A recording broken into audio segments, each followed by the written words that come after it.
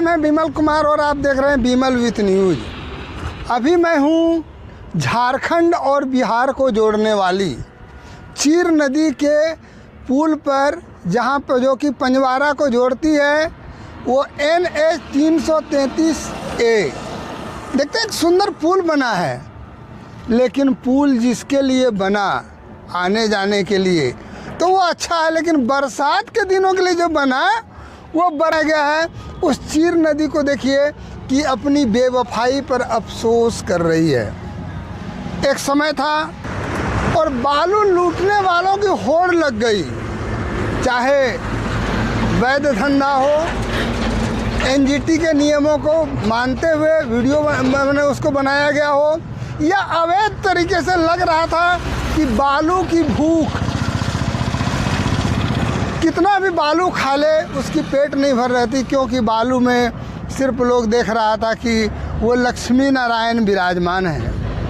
मैं जिस चीर नदी को देख रहा हूँ ये पंजवारा के तट पर अवस्थित है, और लगता है कि इन नदियों ने अपने अस्तित्व को पूरी तरह से समाप्त कर दिया गया है। जहाँ बालू के जगह पर वो मिट्टी के गाद बन गए हैं, और गाद के साथ देखिए वहाँ पर घास निकल आए हैं। जहाँ गाय माल को पानी पीने मिलना चाहिए उसको तो हरे हरे घास मिल रहे हैं। क्या दुर्दशा है। अपनी बेवफाई पर अफसोस करता हुआ इस तरह की नदी, चाहे चीर हो, कजिया हो, हरना हो, गेरुआ हो, सबों की स्थिति कमोबेश यही है कि हर नदी ने अपना अस्तित्व पूरी तरह से मिटा दिया, और इसके रूप से कहीं प्रशासन तो कहीं उसके बीच में जो धंधा करने वाले, गोरख धंधा करने वाले लोगों ने इसको बर्बाद करने का कोशिश किया है। मैं बता दूं कि बालू में वाटर होल्डिंग कैपेसिटी होती है। जहां बालू होता है उसका जल स्तर को वो रोकता है, जल स्तर नीचे नहीं जाता है, और जहाँ पर बालुए नहीं है तो वहाँ पर क्या होगा। देखिए मैं दिखा रहा हूँ इस पंजवारा के चीर नदी पर क्या वीरान बनती हुई। कभी कभी नदियों में बालू रहती थी और बीच बीच में गड्ढा सब में पानी जो रहता था ना भैया, तो नदिया में जो पानी रहता था ना, तो कभी कभी गड्ढा सब में मछलियों रहता था। जब हम आते थे ना तो हमको मछलियाँ खाने का मन करता था, लेकिन हाय रे मेरी किस्मत जो जागने से पहले सो जाती है। आज के समय में ये लगातार तेज गति से होता हुआ जलवायु परिवर्तन इस बात पर अफसोस करता है कि ऐसे गांव जो मैं दिखा रहा हूँ, पंजवारा जो इस नदी के किनारे पंजवारा बसा हुआ है, और भी बहुत सारे मथुरापुर है, बेल्डिया है, धरैया है, ये सब नदी जो है नदी के किनारे, मुझे लगता है कि 10 साल, 15 साल, 20 साल के बाद इन गांवों को पानी की कमी के चलते कहीं गांव छोड़ना न पड़े। ये अफसोस होगा ज़िंदगी का। और ऐसा माना जाता है कि अगला विश्व युद्ध तेल के लिए नहीं, पानी के लिए। काहे कि बोतलवा में जो पानी मिलता है ना, तो आज से 25 साल पहले कहता था कि विदेश से पानी आता, अब तो देश में मिलता है। और वो क्या, अब घरे घर पानी वो जो भेजता है। और वैसा पानी आपको मैं बता देना चाहता हूँ कि एक और तो तेरी बेवफाई ने हमको लूटा, दूसरी और हमारी बदनसीबी ने इसको लूटा। और मैं बता देना चाहता हूँ, अब मैं चला जल संरक्षण की ओर। पूरे वर्ल्ड में 74 से 77% जल है, और इसमें 1.5 to 2 point water is only for use. और उसमें जिसको हम डब्बा वाला, जार वाला पानी कहते हैं ना, वो हमारे 86% जल को बर्बाद कर देता है। और सबसे दुख की बात है कि जब जलवे नहीं रहेगा तो पिएंगे क्या। और इन नदियों को देख के पता चलता है कि हाय रे चीर नदी, बालू रे बालू, खूब बालू, लोगों ने बालू लूटा ट्रैक्टर पर भर भर के, और घर बनता गया। और अगला मैं दिखा रहा हूँ कि एक तो इसकी वाटर होल्डिंग, जल संरक्षण करने की शक्ति समाप्त हो गई, क्योंकि बालू जो होता है, बालू के नीचे पानी रहता है। क्यों भैया?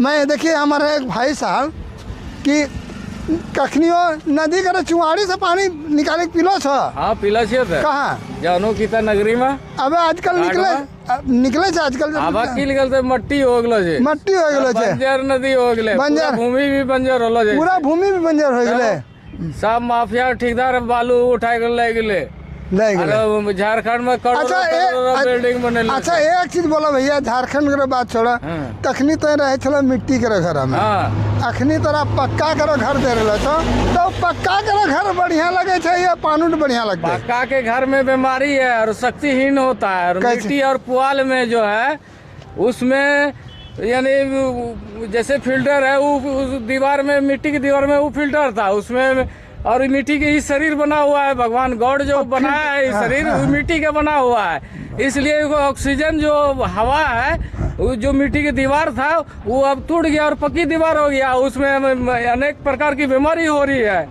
तो उसमें ऑक्सीजन भरा हुआ रहता था तब अब कुआं का पानी मिट्टी कुआं के पानी पीते थे तो उसमें फिल्टर होता था उसमें कोई बीमारी नहीं होता था। बाल में ऑक्सीजन होता था। देखिए इनको समझ में आ रही है लेकिन इन बालू पानी भर के पी लेते हैं लेकिन बताइए उन माल जाल का क्या होगा जानवर का जखनी गाय चराए वाला लाने चले नदिया में पानी पिया चले और बथानी में बैठा चले अब बथानियों खत्म हो जाए और जानवर तो पानी कहाँ पीते हो? बहुत दिक्कत है जल जीवन सब इंसान को दिक्कत हो रहा है। सरकार जितना भी प्रयास करे मुझे लगता है कि पूरी तरह से एनजीटी के नियमों की अवहेलना की जाती है। और मैं बता देना चाहता हूं जिस झारखंड में भी सरकार कहती है कि मैं बालू के उठाव को रोकता हूं हजारों हजार वैसे ठेले में जो बालू बिकती आखिर वो बालू कहां से आती है? और आप बालू की भूख बालू की जो आपको भूख है वो आपके पेट को नहीं भर सकती है। और मैं बता देना चाहता हूं कि अब देखिए मैं दिखा रहा हूँ चारों ओर पक्का ही पक्का है और इससे क्या होता है कि जो जल को अंदर जाने की कैपेसिटी है जितना परसेंटेज था आज से 25 साल पहले जो 16% अंदर जाता था अब वो समाप्त हो गया। इसीलिए मैं दिखा रहा हूँ अपनी तबाही पर अपनी बेवफाई पर अफसोस करती हुई ये चीर नदी देखिए दूर तक बालू और जहाँ भी बालू है ना वहाँ वैसे लोगों की गिद्ध दृष्टि बनी हुई है कि कैसे बालू हड़पें रुपया तो लें लेकिन रुपया से आपका पेट नहीं भरने वाला है। और देखिए क्या प्रकृति का नाटक है कहता है कि देख तेरे सर पर मौत नाच रही है कालिया। देखिए कितनी गर्मी है और गर्मी तो दूर की बात है ना तो आपके पास बालू रहेगा ना आपका विकास होगा। नदियाँ जब नदियाँ नहीं बचेगा तालाब नहीं बचेगा सारा समाप्त हो जाएगा कुआं नहीं बच जाएगा तब आपका क्या होगा? किसी पर्यावरण विशेषज्ञ ने कहा है कि नदी जलाशय कूप तालाब रखना होगा पास वरना भावी पीढ़ी नहीं करेगी माँ। मैं बता देना चाह रहा हूँ एक टीचर एक इन्वायरमेंटलिस्ट और एक रिपोर्टर के रूप में मुझे अफसोस होता है कि ऐसे सब गांवों को यदि पानी जहां से बालू का उठाव तो यहाँ बालू में समाप्त हो गया इसमें सोचने की बातें नहीं है। चाहे सरकार जितना भी पुल बना ले सरकार के ये जल जीवन हरियाली लाना सरकार की कैपेसिटी के बाहर जाती हुई लेकिन असंभव नहीं है दूर है लेकिन असंभव। और मैं बता देना चाहता हूँ अब इस जल संकट को यदि आपको बचना है तो आपको प्रत्येक घर में पनसोखा बनाना होगा। मैं आपको रीयूज करने के लिए पनसोखा बनाना होगा और ताकि आपका बरसात का पानी वहाँ जाए और भूमि के जल ग्राउंड वाटर को बढ़ावे। इसके अलावा आपको ग्राउंड वाटर रिचार्ज का सबसे बड़ा साधन माना जाता है वृक्षारोपण। आपको वृक्ष लेकिन यहाँ तो अच्छे उड़ गया और जो छोटका गाछ लगाया है ना उससे कुछ। और इसके बाद आप घरों में जितनी आवश्यकता हो उतना ही जल का खपत करें। आप नल खोल देते हैं और कुल्ला कर रहे हैं पानी बह रहा है एक हाथ में टोटी पर हाथ रखिए और दूसरे हाथ से कुल्ला कीजिए। और बोतलों में जो पानी रहता है आज पिए कल थोड़ा सा बच गया उसको फेंक दिए ऐसा ना कीजिए क्योंकि ये पानी रे पानी तेरा रंग कैसा आज नहीं तो कल तुमको वो बर्बाद कर ही देगी। इसलिए पानी को बचाइए और आपको दिखा रहा हूँ मुख्य रूप से। मुझे ऐसे सब नदियों को देखिए, क्या नाम था, चीर, आगे चल के गेरुआ होती है, लेकिन ये गेरुआ नहीं, ये लाल भी नहीं हुआ और ये हरा हो गया। इन नदियों ने अपना अस्तित्व पूरी तरह से खो दिया है। देखिए मैं दिखा रहा हूँ, क्या कभी नाम था चीर। चीर नदी में पानी आएगी, मछली होगा, खाएंगे, सब समाप्त हो गया। मैं विमल कुमार विनोद आपको, इनको भी, क्या नाम हुआ भैया आपका? महेश यादव। और कहाँ घर हुआ? जानू कीता नगरी। जानू कीता नगरी के महेश यादव ने बताया कि वह मिट्टी का घर में जो ठंडक लगती थी ना, वो एसी का काम करती थी। और आप आज एसी ऐसा करते हैं जो सीएफसी निकालती है और जो ओजोन लेयर को छिद्र करती जा रही है, पतला करती जा रही है। हम अपना एसी को हटा दिए और वो एसी लाए जो कि और गर्मी ला दिया, समझे। मैं इनको अपने चैनल में जुड़ने के लिए बधाई देता हूँ और आप लोगों से अनुरोध करता हूँ कि बालू की भूख थोड़ा कम कीजिए, बालू की भूख कम कीजिए। उन पक्के के मकानों में रहिए, रहने के लिए मैं, विकास की गति तो चलेगी, लेकिन कहता है कि विकास जितनी तेज़ी से होगा उतनी तेज़ी से पर्यावरण का विनाश होगा, ये पर्यावरण विज्ञान कहता है। और आपको इसको बचाना है, कहीं जल जीवन हरियाली तभी हो सकती है जबकि आप जल को बचाइएगा, वृक्ष लगाइएगा, तभी हरियाली आएगी और जल भी होगी।